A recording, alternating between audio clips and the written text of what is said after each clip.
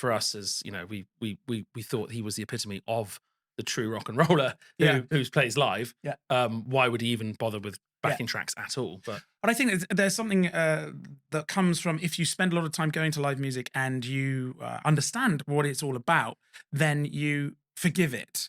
Yeah. And you're actually, you know that is where the soul lives. Yeah.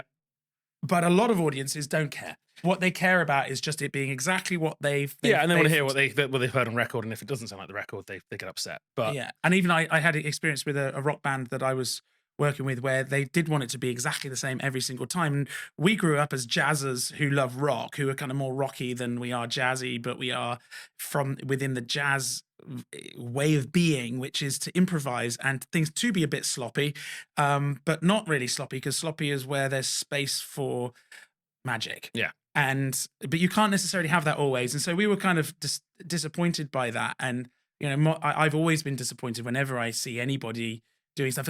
I've got to a point now where I actually cannot even stand any kind of backing track whatsoever. Click tracks. Yeah. A lot of people use click tracks to get samples in with it, and for me that just it's not something I'm interested in whatsoever. But that's just an aesthetic thing. And as I said about A&R, it's like it's not what I'm interested in, but it may well be what most people are interested in. I mean, it was for us though. It was a bit of a letdown.